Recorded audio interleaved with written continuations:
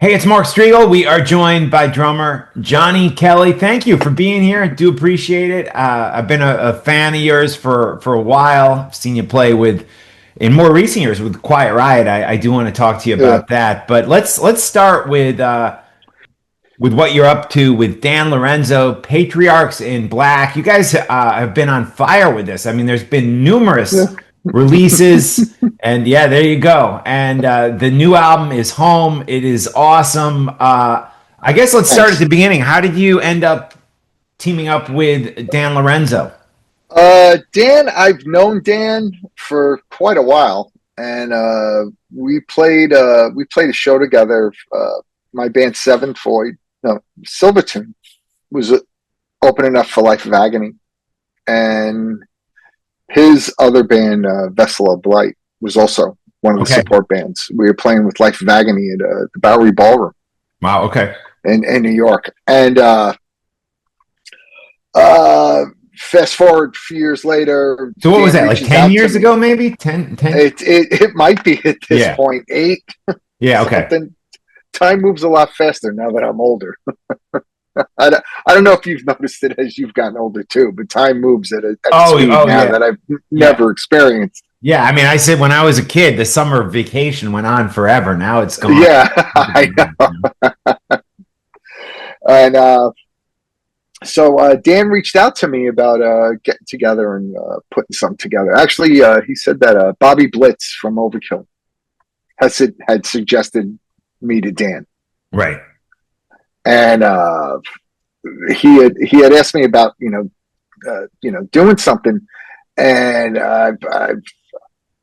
I'm in so many bands and involved in so many things. I told him, I said I don't have time, or I can't make the commitment to playing in another band.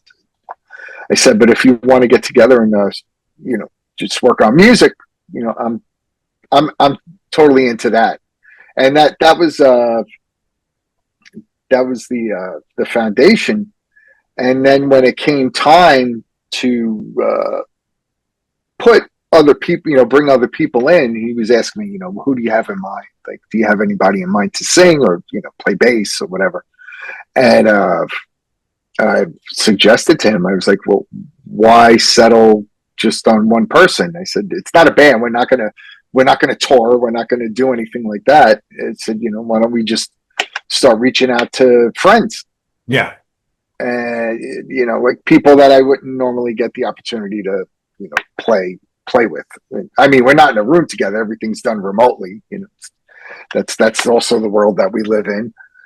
And so then we just started reaching out to people.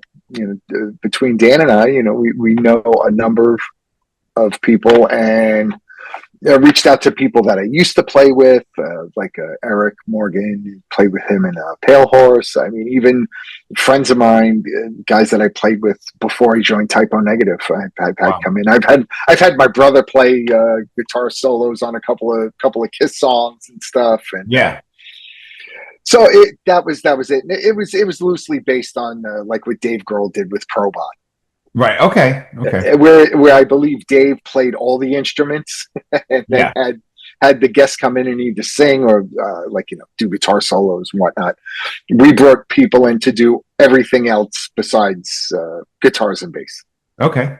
And let's on the latest album, Home, let's talk about who some of those people are. I mean, because there's some significant people in my opinion. There's been we've had a few new additions. There's a bunch of people that we've gone back to, like Carl Legel used to be in COC. Mark Sunshine, who's he's like an enigma. Yeah. Extremely talented, otherworldly, uh, and always I never know what to expect when he sends his tracks back, Right. because he's such an outside the box thinker, Yeah.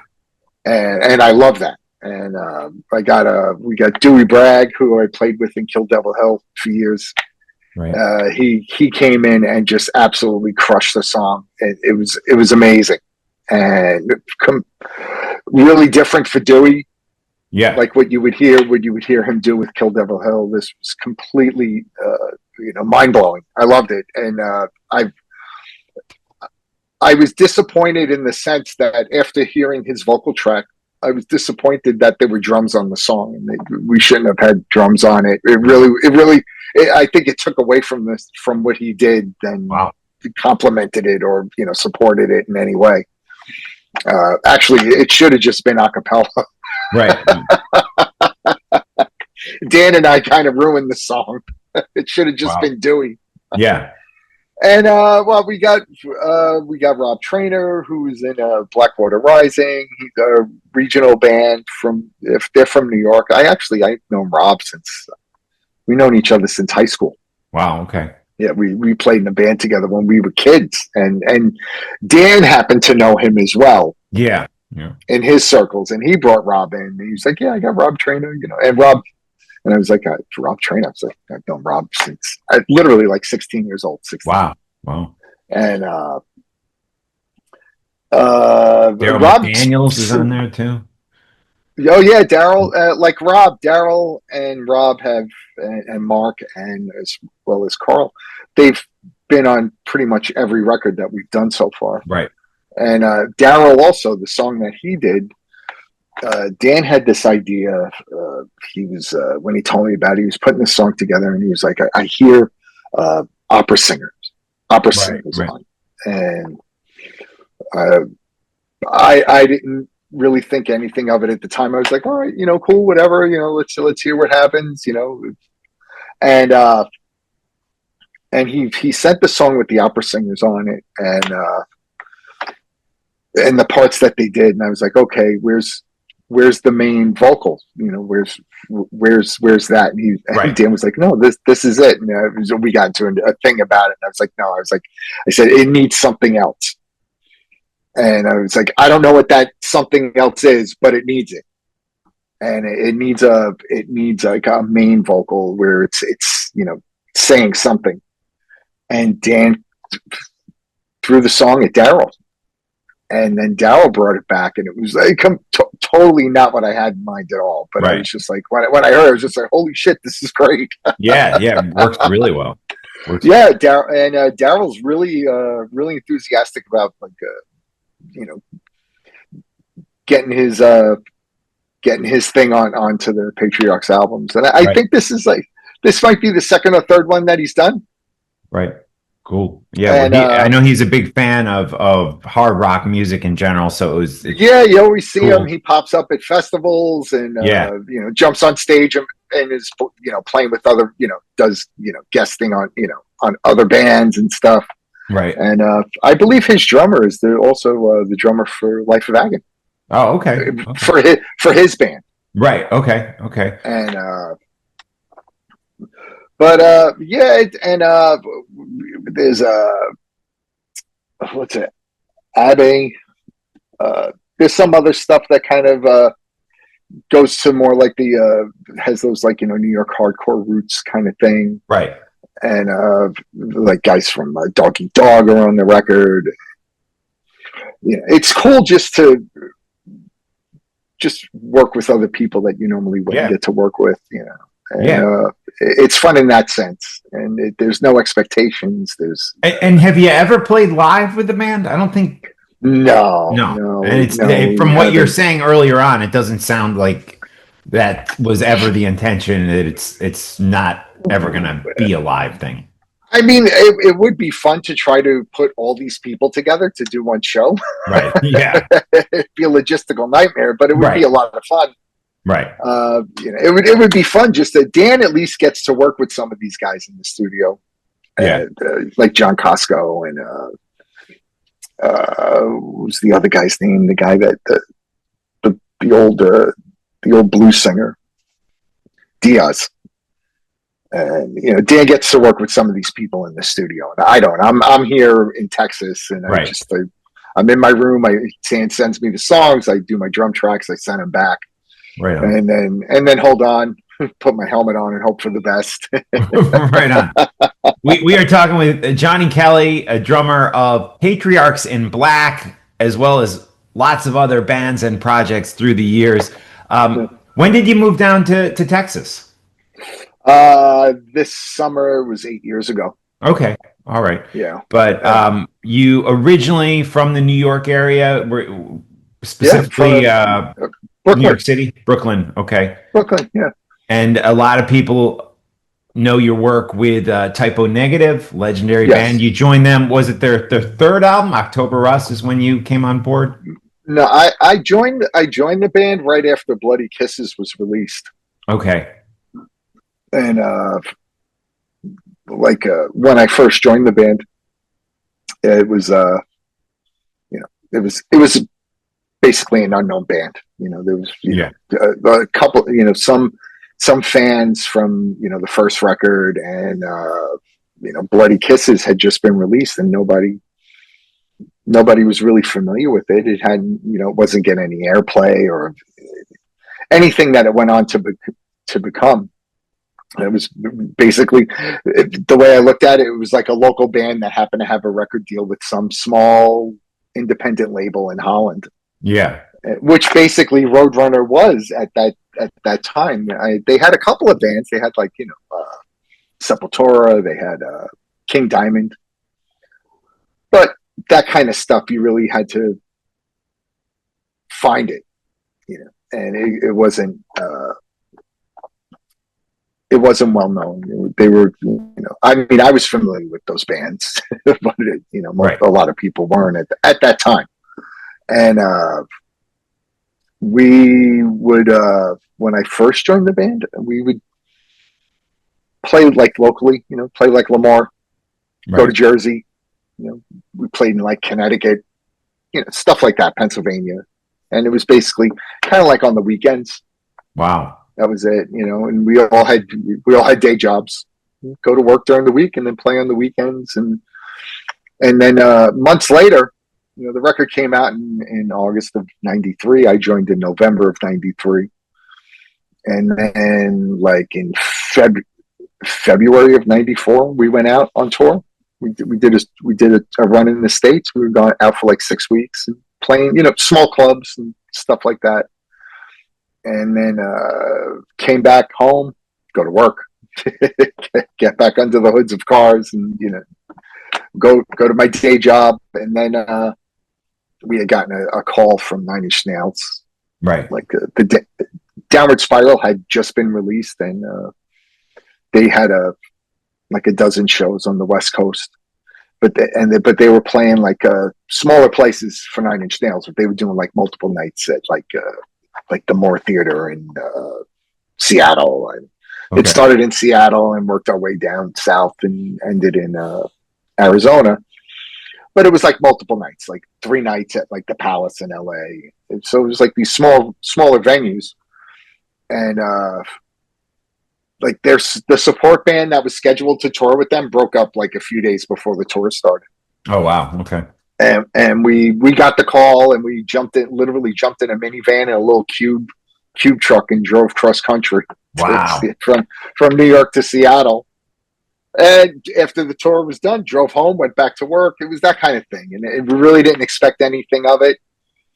And a couple of months later, we got offered the Motley Crue tour when John Corabi was singing in the band. That was like going to start in the summer. Yeah. And then we would go back on the road. We went back out on the road, back to clubs, and met up with Motley Crue, toured the summer with Motley Crue. And at that point, the record's been out a year. And then it started after we started touring with Motley Crue. We were starting to get a little bit of airplay, radio play, starting to get a few spins in nationwide. It was starting. And then we just stayed out, and then we went out with other bands. We went out with Danzig, then we went out with Pantera in '95. We finished that tour, finished that record, touring with Queensryche, and that was 2 years later. Basically, 18 months. We were on tour for 18 months. Yeah, well, with some diverse artists too. I mean, from Nine Inch Nails to Motley Crue to Queensryche, which that had to help reach different types of people. It did. I just think at the time, especially the musical climate, Typo didn't really fit in, but Right. it did seem to have some sort of a little bit of access to each one. We seemed to go over well. I mean, that good touring with Nine Inch Nails was tough. Their audience absolutely hated us, Wow. and we didn't even. It was no response, literally nothing. Right. Wow. Like they wouldn't even put in the energy to like hate us. Right. They just literally nothing. And but we after that tour was over, we went back to those cities and played clubs on our own, and those shows actually did really well. So Wow. something resonated with Yeah. with some of those people. But in the moment, yeah, Yeah. you're on the definitely, like the pain of mind. I guess it's kind of like opening up for Slayer. Yeah. Yeah. Wow. Right? Nobody cares. Opening up for Kiss. No one cares. Yeah. And then we were home. We were home for like 6 months after we finished that record. And we wrote and recorded October Rust, and then we were back out again another 14 months. And by that point, the band was a national Yeah. act, and getting radio play and stuff. And, it did a lot better than I expected, because it always felt like Typo was kind of like trying to fit a square peg into a round hole. Right. We never really fit in with anything. And then people started calling us goth metal. Yeah. But we never saw ourselves like that. What did you see yourself as? Like, really, we never. The way I always looked at it, to me, it was like a metal band. It was, and then we started getting, like on October Rust, there was a lot more, layers and melody lines. Yeah, Type always had strong melody lines, so there was always like this pop sensibility to it, even though it was presented in a much, abrasive environment. right. But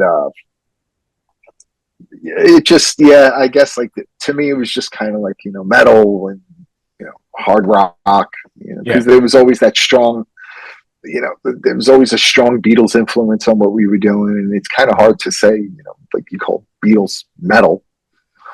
Right. But we were always trying to find that perfect balance between like the Beatles and Black Sabbath. Yeah. Right. Right. And then throw in like a little bit of like, Duran Duran in there and stuff. Wow. Right. Right on. Right on. Yeah. Wow. Interesting. Go ahead. It seems like after a while we kind of like made our own thing.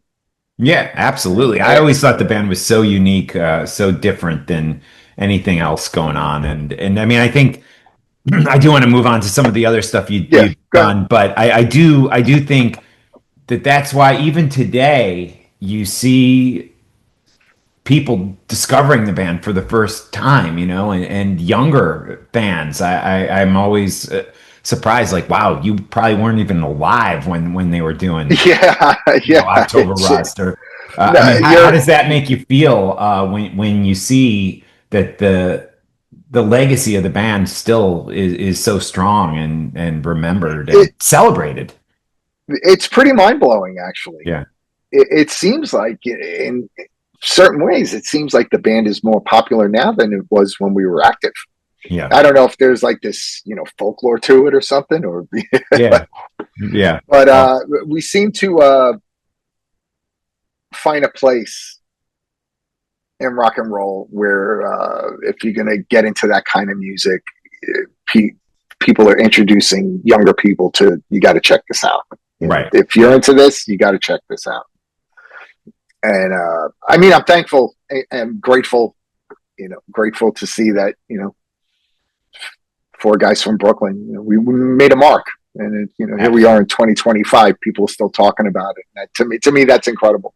Absolutely. And I do want to talk to you about Quiet Riot, a band you've been playing with for a while. It's interesting that the first time I saw you with Quiet Riot was when Frankie Benelli was still alive. Now, this would I think this was up in Canada actually at Heavy Montreal, and Okay, we yeah, weren't sure if he was going to be there, and you were there. You did a great job. I think that was forgot the singer's name, James Durbin. Durban, yeah. Yeah, was singing with you guys, and Hmm. I know there was some controversy with him in the band, but I thought live he the couple times I saw him, he did a good job. But so did Frank? Did how were you approached to join Quiet Riot? Being he was still with us at that time, Frankie So Benelli. the way that it started, I've for years I've been playing with Alex Grossi in Hookers and Blow with Dizzy Reed. We've been playing. It's a bit cover band, go out and play the bars. Like when everybody would have breaks with their Yeah, main bands, we would get together and like play the whiskey. We'd come up, do stuff during the holidays in the Northeast and things like that. And I knew Frankie was sick. We had just finished doing some Hookers and Blow dates, and I knew that Frankie was sick, and they had a show coming up in Dallas.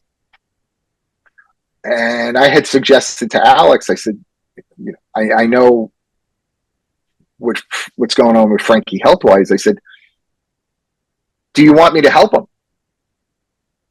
Keep an eye on him, like, help him set up and stuff like that. So to help him set up his gear and, so that he has as much energy as possible for his show.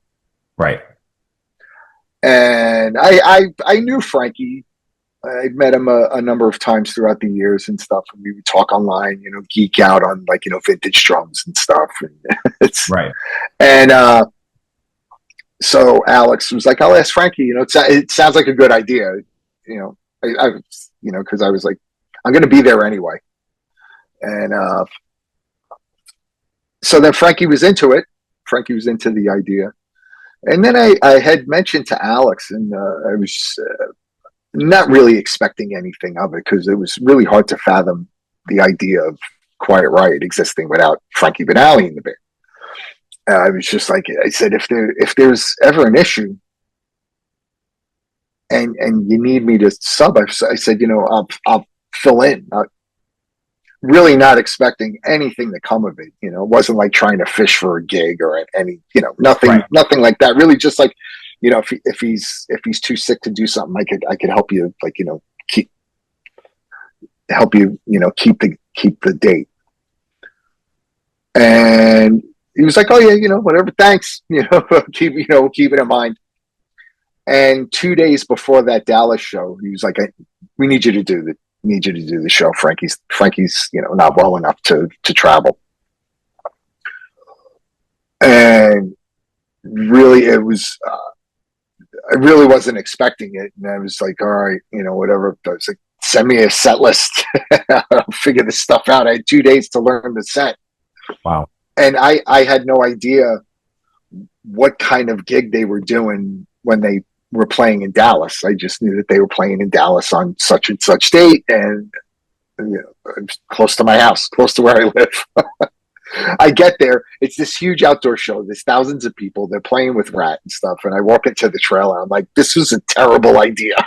It's like I don't know what I was thinking when I said, yeah, I'll help out. And somehow we managed to get through the show. There wasn't like any like real major train wrecks or anything. We got through the show, and then after that, I would get asked, "Are you available for this date?" Frankie's not doing well. Can you do this date? Can you?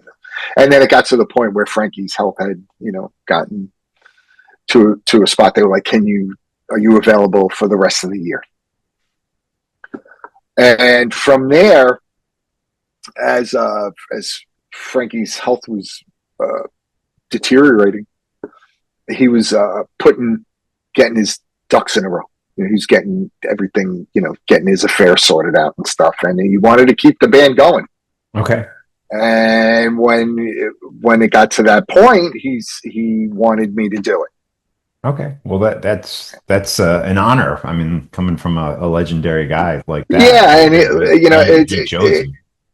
yeah, it's growing up, when I first started playing and stuff, Frankie was a big influence. Quiet Yeah. Riot, they were everywhere. And Yeah. Frankie's a monster drummer. I've always been a fan of his drumming and stuff. And like even Jesus, I think the first band I ever played in, we used to play, Bang Your Head.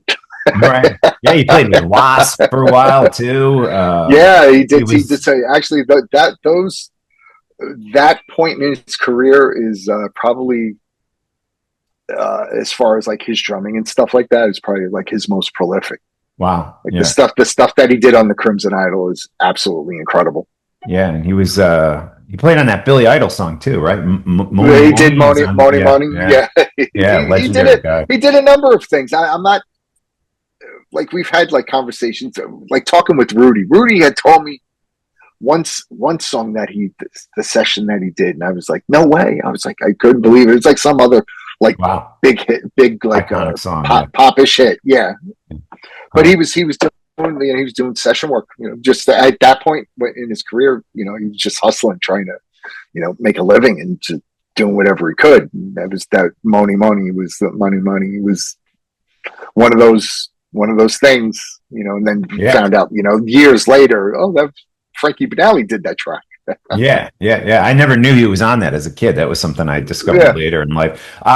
We'll move off of Quiet Riot, but real quick, just as a fan of that band, was Rudy Sarzo coming back into the fold with Quiet Riot something that Frankie was encouraging before he passed away? I mean, I don't mean to get too personal with it, but I'm pretty certain that was one of his wishes, that that Rudy would come back and continue the legacy of the band. right, cool, yeah, because it is. I mean, for fans who grew up with it, like me, like you, for that matter, it is kind of like me, yeah. an iconic guy on stage with the group. I mean, Rudy's history is just insane. From Choir, The guy, the Ozzy, guy's an icon. yeah, He's a living legend. right, And absolutely. sometimes I have to like check myself, like whatever playing, just playing the gig and stuff, and just turn around, like you see Rudy, zigzagging. Yeah. The guy has an energy of like 40 teenagers. Wow. And I'll take a step back and go, that's fucking Rudy Sarzo. Yeah, right on. Now, and then I feel bad for him because now he's stuck with me. Oh, come on, yeah. He's had this whole career and now he's with me. Oh. You do a great job with the band. I've seen you numerous times with Quiet Riot, and always sounding great. You mentioned earlier Kill Devil Hill. Could you came in replacing Vinny, right? Was that? Yes. Okay. And how did that all go down? If you could. Another one of those weird, like, being in a certain place at a certain time. And I was on tour with Danzig. And we were in the middle of a long drive. We had played in El Paso. And the next show was in San Francisco. So we broke up the bus ride and stopped in Burbank. And got out of the bus and going to the hotel. And I step off the bus and there's another tour bus parked across the street from ours, right by the hotel. I was like, wait a minute, I know that bus. And I went and I knocked on it. It's like, hey.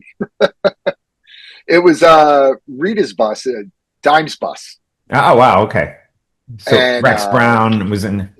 Rex was on the bus. I was like, hey, what's up? Whatever, blah, blah, blah. Right. And fast forward like a month later, their tour's finished, my tour's finished. I'm just home and I get a call from Rex. Hey, what are you doing? Wow. Vinny left the band. You want to come down, play. Jumped on a plane, went to California, jammed with the band, and they were, you're in. Wow, cool. And what is the status of Kill Devil Hill now? Right now, the band did some dates in the spring, and they did some in the summer. And I'm too busy to play with the band anymore. So right now, I'm not really a part of it. And but we put out a record last year well, like late in 2023. I can't remember when it came out, Yeah. but we came out with a record, Seas of Oblivion. The band did some dates in it to support it, and that was it. I'm not really sure. I did some drum tracks for a couple of covers, Right. and the when I spoke to Dewey a couple of weeks ago, he had mentioned that he was working on one of them. Okay. And but what the status of the band is right now, I'm really not sure. I think Sure. they're just Okay. trying to figure out what to do next. Gotcha. But And I did want to, something we've read about in the press was work with just a legendary guy, Sabbath drummer Bill Ward. Now, was that, do we, any updates on that? It sounds like whatever it was a long time ago, right? That you were working on? yeah, it was. I want to say at this point, maybe it was like 8 years ago, something like that. The the foundation of it is at the time when Peter had passed away, Right. Bill had written a song in tribute to Peter, Okay. and he wanted to get the rest of us to play on it. Kenny, Josh, and myself. Right. And so Kenny and I went out to California. We played, did the drum tracks, did the guitar tracks for it. I think Kenny's singing on it a little bit. I think Dewey may be singing on it because Dewey's done through that friendship of Bill and I. Dewey became friends with Bill Ward, and then Bill would have Dewey sing a lot of the stuff that Bill's always working on music. Yeah. So he's always writing and recording and stuff like that. And he grabbed Dewey.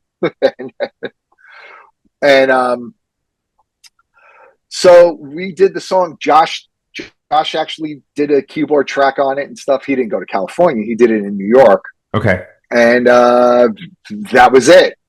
It was like we recorded the song, and I'm not sure, for a long time, wasn't really sure what's going on or whatever. But the last time I spoke to Bill, he was talking about getting the song finished. And how long ago was that? That was this year. It was after the Back to the Beginning. He said that he was going to start working on that and get it wrapped up. Us fans would love to hear that. Musically, what's it like? Is it a heavy tune? Is it?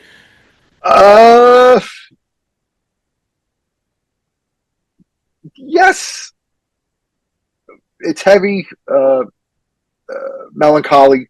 Right. I'm trying to remember it. It was 8 years ago. It's just in like as it was happening, I was just like, Bill Ward is like my hero growing up, and sure, so to become friends with him, and now I'm in a room recording with him, and I was just like in awe of the whole experience. So I'm sitting there on the kit, and Bill is in front of me like a maestro, pointing, telling me what where to go, and wow. what to. I'm just like deep breath. Yeah. Wow. But I hope we get to hear that someday. That I want to hear it too. Yeah, I hear you. And it's cool in the sense where it's where you have like the 3 surviving members of Typo actually playing music together. Yeah. Which is cool in itself to me. And then throw on top of it, you're working with people from Black Sabbath. Yeah. Like OG Black Sabbath, and so it's like it's pretty cool in that sense. And but yeah, I hopefully it comes out soon. Yeah, I guess we'll all know. Right. when it comes out. Yep. Yeah. And I want to let you go. I do appreciate your time. Thank you for being here with me. We're talking with Johnny Kelly, Patriarchs in Black. The new album is Home. Final question. You've done so much through your career, from Danzig to Kill Devil Hill, Typo, Quiet Riot. Is there a certain moment that's a highlight for you that you could share? I mean, I'm sure you have numerous highlights, but any that jump to the top of your mind? It's the whole thing has been it's been such this crazy roller coaster ride. Yeah. There's, I can't believe that it's, here we are, like 57 years old, and I'm still in the game. Yeah. I was like, throughout the whole like run with Typo, all those years, it was like every time the bus stopped and you went home, it was like, that's it. Yeah. Because that's what it truly felt like. Because it always felt like the wheels were like coming off the bus all the time, and especially like the entertainment industry where here today, gone tomorrow, and people come in and quickly they're off doing something else, and that's not music related or whatever. And for me to, I feel like a cockroach at this point. Yeah. And so just to be able to still get the opportunity to do it is that to me is that's the big thing. Yeah. And it's cool to see so many years later that people are still discovering Typo. Right. Absolutely. That to me, that's right now where I sit in my life. That's the biggest thing. That's, like everything else. I don't really, I try not to rest on previous accomplishments because that's not going to do me any good. I can't survive like that. Yeah. And, but I do have a strong sentimentality where whatever, talking with friends and stuff, telling war stories and reminiscing and like missing people, missing Peter. And, like the whole thing, I love the part where there's a lot of laughs. There's a lot of tragedy and a lot of a lot of shit went wrong and sideways, but the stuff where there was the laughs, that's the part that I like the most. Right. And I mean, I try to always look at what I'm doing tomorrow. What do I have coming up? Yeah. And that's where I'm always looking, always trying to look ahead, not in the back, not in the rearview mirror. I hear you. Well, on that note, and final question, what do you have ahead? That anything you could share with us? Thursday, I'm going to Vegas, and Quiet Riot's playing the Kiss Cruise Nice. Landlocked thing. Yeah. And that'll be fun. We're playing on Friday night, and then I actually have a month off. Oh, good for you. Yeah, so I'm my stepdaughter just got married last weekend. Oh, congratulations. And thank you. And it was cool. My other daughter came in from Florida, so it was very rare that I get my two girls in the same room. It takes a wedding to get them in the same place. Right. But we just here in Texas, like a month and a half ago, we got a really bad hailstorm came through, did a lot of damage to the house. Oh, okay. My wife's car got totaled. My truck got a lot of damage. I'm actually getting my truck back from the body shop this afternoon. Okay. Right. And so there's a lot of stuff to do around the house. Right. I have to build a pergola. Right. So you have stuff to keep you busy in the month off. Yeah. Not exactly real exciting, like, rock and roll stuff. Right. Real life stuff. Yeah. Life gets in the way sometimes of all that. Right. Well, Johnny Kelly, thank you so much for thanks, Mark, time with us. And I'm sure, hopefully, I'll see you out on the road. I'm trying to think. Hopefully, yeah. Quiet Riot's always seems to be coming around my area. So I guess last time was M3. That was a year and a half ago at this point. But, right, we were watching Dave Reth play. Yeah, or was it Heaven's Edge? Yes. Right. Yeah, that's his band. Yeah. Okay. Yep. Are you going to be on Monsters of Rock cruise this year? I haven't been invited, so Probably not. They have their guys that they go to who do a great job. Eddie Trunk and Okay. Oh, all right. Jameson Okay. and Florentine, who are the regular guys. But yeah, I'd like to go as a paying customer. I got to figure that out. But right now, I'm not sure. Maybe we'll see. We'll see. Well, hopefully, Yeah, Quiet Riot's on it. That's why I right asked on, if you were going to right be on. there. I was like, "Oh, I'll see you then." Yeah. All right, Johnny. Well, thank you for spending some time with me. Uh, I do appreciate it. Thanks, Mark. All Good to right. see Take you. care. Good seeing you. Bye. Bye bye.